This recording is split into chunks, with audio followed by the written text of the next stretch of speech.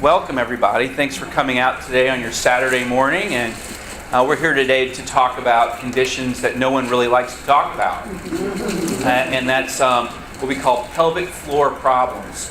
And so Elisa and I will be kind of leading you through this. Elisa is a physical therapist, a women's health physical therapist at Women's Center for Wellness on Jefferson Highway. Very talented, very knowledgeable. And you'll see here that it's kind of a team approach as to how we help women with these problems. So we'll go ahead and get started.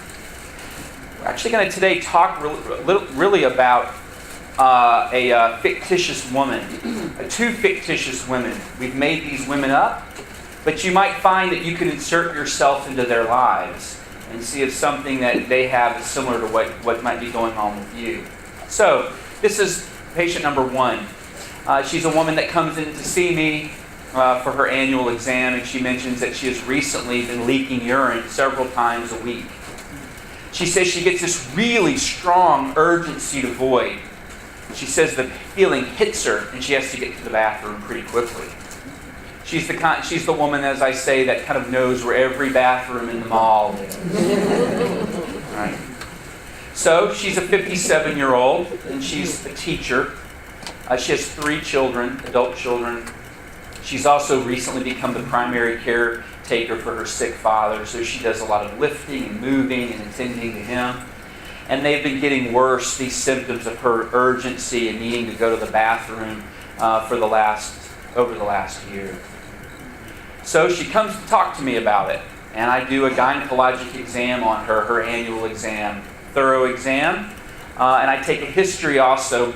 Before the exam, we take a history as to how long has this been going on, and have you had a hysterectomy or not, or what medications are you taking? When do these feelings of having to go to the bathroom hit you? How often are you voiding in the middle of the night? What is your dietary history like? What are you drinking at night? What are you drinking during the day? So we find out from this particular woman that she has what we call mixed incontinence. We're going to talk a little bit about what that means. Guys, there are 2 reasons why women leak, why women have incontinence, 2 major reasons. One is called stress incontinence. Fancy words for basically saying she leaks when she coughs, laughs, sneezes, or jumps. She's got an increased pressure, intra-abdominal pressure. When she coughs, she leaks. Typically, this is caused by weakened pelvic floor muscles. There's a second kind of reason why women leak. So when you tell your doctor, I'm leaking, really we need to get to the bottom of why are you leaking, or when are you leaking, what are you doing when you're leaking. Because it's not all the same, and it's not all treated the same. Another kind of incontinence is called urgency, or urge incontinence. You might have seen commercials on TV about it. They call it overactive bladder. And this is an increased feeling of urgency to go to the bathroom. It hits you out of the blue. And really, it's an error between your brain telling your bladder when to go. Your bladder is basically telling your brain when you want to go. So this particular woman, as many women do, have both. So we call it mixed. She has a little bit of stress incontinence and a little bit of urge incontinence. To let you know, 40% of women over 65 have incontinence of their urine. 60% of women over 75 have incontinence of urine. Cause? Weakened pelvic floor muscles over time, right? Incorrect filling and emptying of your bladder. You've trained your bladder incorrectly, unbeknownst to you. Maybe some bad habits you've developed, and we'll talk a little bit about that. And other health conditions can lead to incontinence as well. Diabetes, stroke, obesity. So many different reasons can also bring on incontinence. What is normal? You guys should know what normal is. Many women live and wonder if they're normal. Well, men and women, right? We always wonder if we're normal or not. What is normal? Voiding about 7 times a day. Nighttime voiding. Big question to ask. How many times do you get up in night to go to the bathroom? If you're under 65, no times or 1. If you're over 65, up to 2 times a night is normal, but anything above that is not normal. Normal is about 6 to 8 glasses of water a day. If you're under that, you're dehydrated probably. If you're over that, your bladder may be screaming out, I've got too much going on here. Normal is that you feel like you've completely voided when your bladder is full. And normal is not having to live with the just in case I better pee. Right? Call it just in case pee. Better go, just in case. Don't know where I'll be. So, this particular woman has mixed incontinence. She has both urgency and she has bladder weakness. We call it stress incontinence. And for this particular woman, she has developed these weakened muscles over time and really picking up lately because she's now caring for her father. She's lifting. She's straining. She has as a school teacher, if you have school teachers in the room, school teacher bladder is what we used to call it. I mean, you hold that urine all day because you just can't find the time to go and you live dehydrated. So she only voided 2 times a day at work, and she had to work it in between her hours that she's, in her off hours, and she didn't drink enough oftentimes. And then she would try to void, telling herself she better void that just in case I better pee between my classes. Not good. So, we're here really today to highlight what physical therapy, what pelvic floor physical therapy can do for you. And we have one of the best physical therapists really around anywhere here with us. And so we want to hear from her and what she has to offer. And this is one thing we would talk to the women, to a patient with this particular situation about, is what can she do that's non-surgical? What can she do that's conservative? And Elise is here to talk to us about that.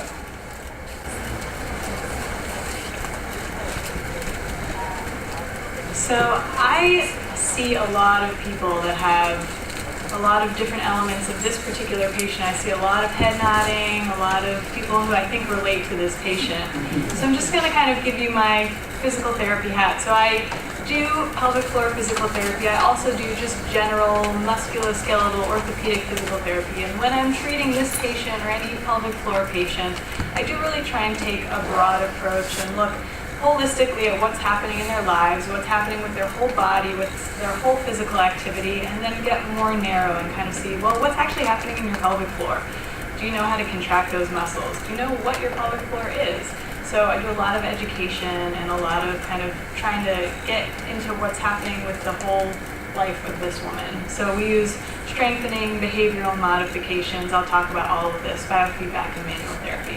So this woman walks into the physical therapy clinic, and I'm going to check out how she's walking, how her trunk looks, how her pelvis looks, get a general sense of strength of her legs, strength of all of her muscles, general conditioning. Also, then I'm going to get a little bit more specific and try and assess the pelvic floor muscles. So when appropriate, and most of the time I do an internal exam. So I check the deep pelvic floor muscles, just like I would test somebody's biceps or triceps or thigh muscles or anything like that. So I want to see if there are any knots in those muscles, if there are any tender spots that make them jump off the table. I also want to see if they even can contract those muscles, if they know how to strengthen them, if they can hold the muscle strength, if you can kind of keep that going for 10 seconds, or if it just kind of peters out right away. I also want to see what happens when they cough or when they sneeze.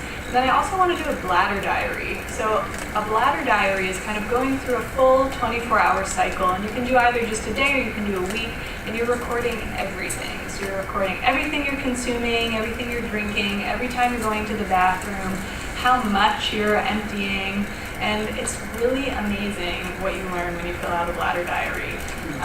I had to do one when I started doing pelvic floor physical therapy, and I was shocked to learn that I didn't drink water until 3 p.m. And prior to that, I drank coffee. Not so healthy. A lot of people find out that they go to the bathroom almost every hour and they didn't even realize. So it can be very interesting to really sit down and see what your schedule is like. So with this particular patient, most likely we would see that she has poor strength and endurance of her pelvic floor muscles. Also the coordination. So again, I test when they cough. A lot of people do a fake cough and see if they can keep their pelvic floor muscles engaged, or if that's when they leave. And coordinating, when I say to squeeze, do your Kegel exercise, if they can do it, kind of if they can coordinate those muscles. Also, this particular patient most likely is not emptying her bladder fully. Or if you have school teacher syndrome, you're probably waiting way too long, your bladder is way over full, and then you have that sort of slow urination that takes a full minute, and you're just sitting on the toilet, and your bladder muscles are just overstretched. So also this particular patient was straining her pelvic floor muscles because she was also lifting her father and doing a lot of kind of heavy lifting that she wasn't used to, and bearing down and doing that kind of Valsalva where you just push everything down and strain through your pelvic floor muscles. So that was not helping her symptoms. So a typical treatment for this person would be a progressive strengthening program. Again, if you have a shoulder problem, we're going to do a progressive strengthening program for your shoulder girdle. We're going to do the same thing for your pelvic floor muscles. So we're going to target the power of those muscles, the endurance. You can use, so if it's easy for you to figure out how to turn those muscles on and off, then we can just do kind of a daily program. If you're feeling a little bit confused how to turn them on, we can use biofeedback, which is where we either hook you up to a computer and you can see what's happening. So we have little sensors that you can insert or put on the outside of your skin, and you can see on the computer how strong your contraction is and how long you're able to hold it. We also sometimes use home devices. There's a really cool device that you get a sensor and put an app on your phone, and you can do your program at home. It's called Viva, so you can do your own program at home in the privacy of and convenience of your own home. We also are going to do functional training. So again, this person is having issues moving her father around. So guess what? We're going to do pelvic floor strengthening while doing lifting tasks.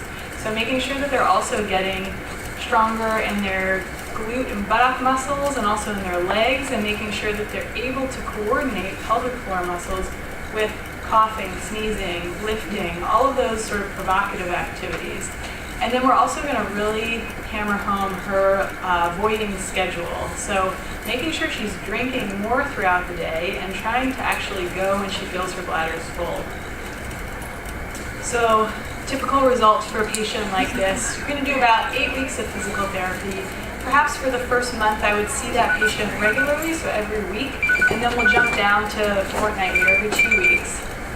So we're going to kind of transition this person into more of a home practice, but we want to make sure that they know what they're doing and they kind of have a whole plan for how to get stronger on their own. So this patient reported no longer leaking and really focusing on squeezing before you sneeze. So that's what I always say. It's called squeeze before you sneeze. Whenever you can feel that you're about to do something that is going to cause some leakage, try and squeeze those pelvic floor muscles and make sure you don't leak. And you have to train that into your system. So this patient also reduced their urge to void, but had some issues with scheduling in school because you can't always go when you want to go. So part of it is getting creative and working with maybe scheduling in an activity in your class that you can sneak out, or figuring out some way to make your schedule work for your bladder. Interestingly, 84% of patients reduce their incontinence symptoms with conservative management. So that would be physical therapy and other nutrition consultation and working with your doctor and stuff like that. About 40% of people who think they're doing Kegels correctly are not. So a lot of people don't know what a correct Kegel or Kegel, tomato, is. And if you're not sure if you're doing them correctly and you're having some of these issues, it's definitely worth getting it checked out. And it might just be a one-time visit with either your gynecologist or your pelvic floor physical therapist just to make sure you're doing it correctly. And if you're not, get that straightened out. In general, muscles take about 6 to 8 weeks to strengthen. Same goes for pelvic floor muscles. So we're looking at that time frame. Once you're doing the exercises correctly, it's going to take about 6 to 8 weeks for those muscles to get stronger, and it's going to be an ongoing process. And the older you get and the longer you wait, it's going to take a little bit longer. Though, you can still strengthen your muscles at any age. It just takes a little bit longer, and you might not get as much improvement when you're quite a bit older. So if you're starting to have symptoms at a younger age, definitely address it as soon as possible. But again, all muscles will improve their strength if you're doing your strength training. Also want to look at bladder irritants. There's lots of different bladder irritants, and this is just a very short list, but there is a very long list, and it's worth investigating different foods or drinks or spices that could be irritating the bladder. Okay. So our second woman that we are meeting today is again, seeing if you can find yourself in this scenario. This is a woman who comes to see me because she's feeling that she has this falling out sensation. There's this bulge in her pelvis. She feels like maybe her bladder is falling out. She has had pain also with intercourse. She also has pain when she sits or stands for a long period of time. They've been increasingly getting worse over the last 10 years, but they've recently, this pain and this feeling, this pressure sensation has become so bad recently that it's beginning to affect the quality of her life. So this is a 67-year-old woman. She is a retired accountant. She has 2 children that are adults. She's been married for 42 years. She had a hysterectomy about 20 years ago. She walks and exercise about 5 days a week. And she's very socially active, so she doesn't want anything to interfere with her social calendar. So she comes to me and she tells me, I'm feeling this bulge, I'm feeling this pressure. So we take a good thorough history. Why did you have the hysterectomy? Are your ovaries in or not? How long has this been going on? Are you having difficulty voiding? Do you have a history of constipation? Have you been bearing down a lot through the years? Did you have vaginal births? How big were your babies? All of these questions are pertinent when it comes to this bulging prolapse kind of problem. We do a good thorough exam and figure out what is she feeling. When she says something's falling out, what does she mean? What is falling out? Is it her bladder? Is it her rectum that's bulging up from the bottom part of the vagina? For this particular woman who's had a hysterectomy, sometimes the top of the vagina can bulge down. Imagine the toe of a sock coming down. So we do a good thorough exam to figure out what is weak, what's falling. We also do a urine test on her.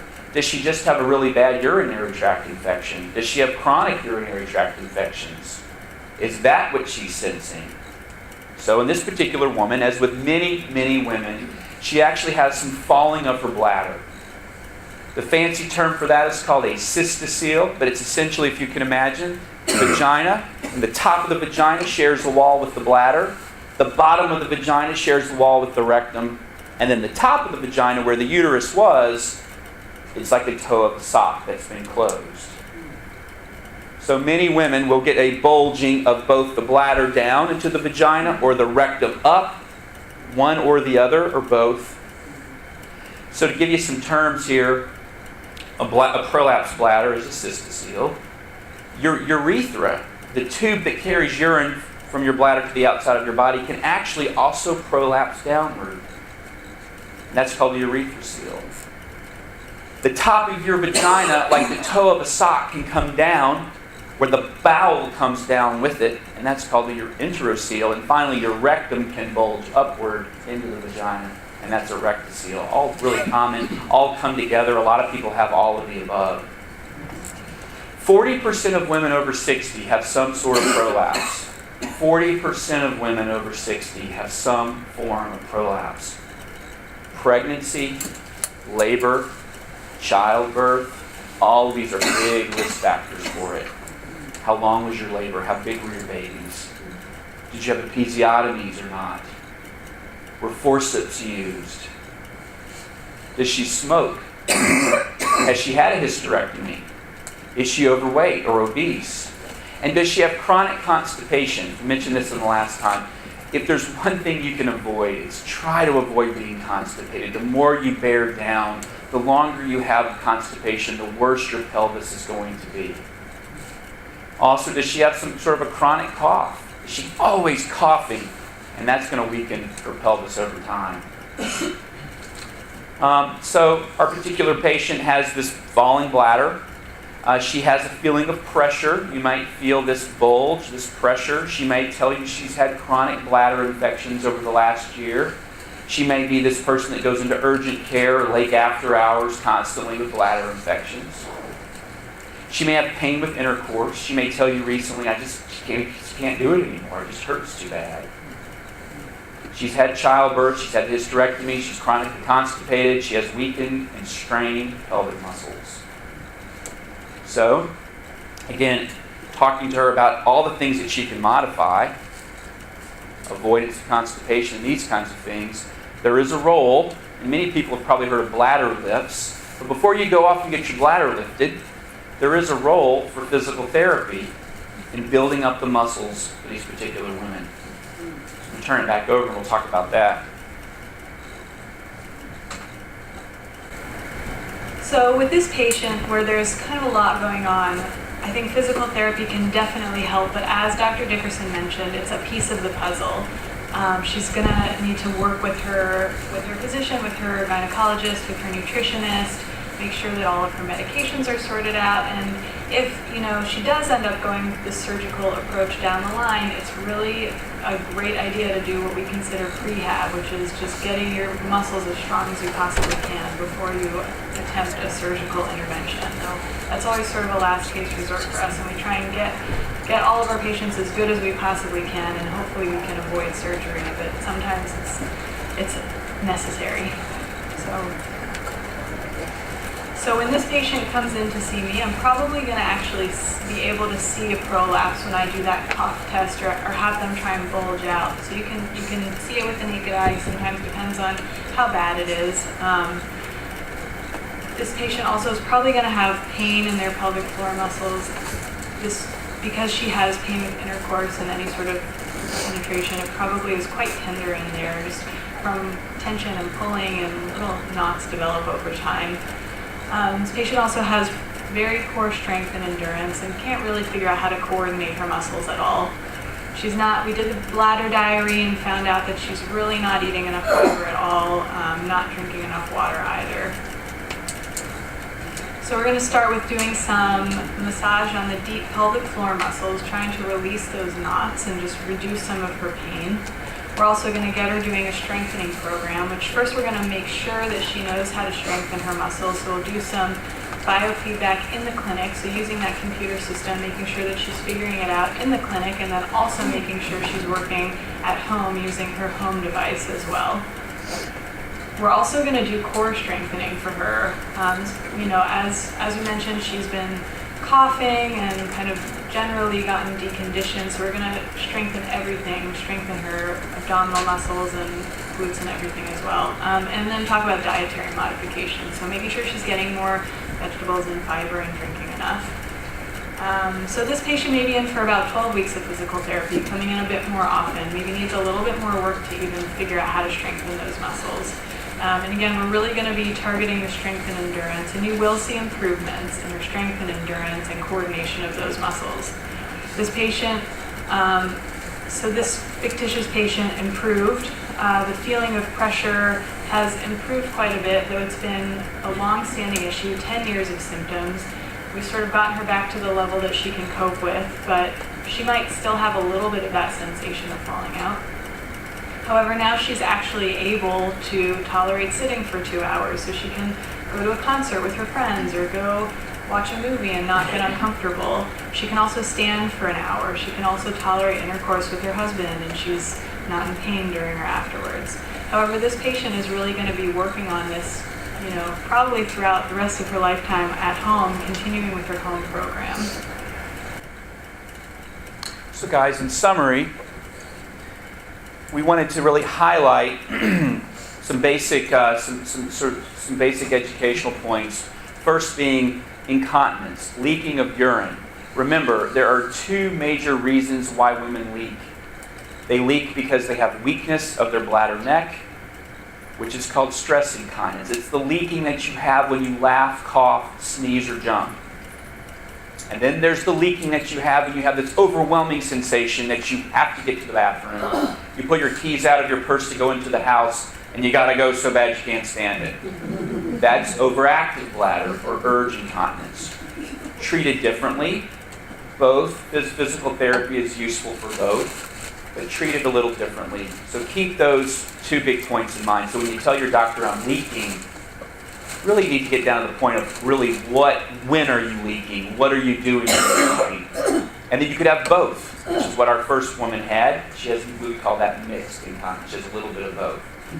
Remember, there's also prolapse to think about. That bulge that you feel, that pressure that you feel. Your bladder can prolapse or bulge or fall downward. Your rectum can fall. The top of your vagina, if you've had a hysterectomy, can fall. If you haven't had a hysterectomy, your uterus can fall. Okay? So when a person says, I'm feeling this pressure, this bulge, really have to get down to the bottom of what's bulging, what's falling. Sometimes people have a little bit of all of the above. And remember too, that pain, that physical therapy is a great treatment modality for pelvic pain in general. Pain with intercourse, pain with activities of daily living, when you're sitting, you're standing, etc. All thinking about what are your pelvic muscles doing and what can you do to make those better. So, some treatment options would include physical therapy, would include managing other issues. Do you have a chronic cough? Do you have chronic constipation? Are you under a lot of stress? What medications are you taking? What have you done nutritionally? What are you doing nutritionally? And finally, surgical options. I should certainly mention that that's not the highlight of the talk today, but there is a role for surgical options when these other options have failed. So, do you have any questions for us? We'd like to open up the floor for questions.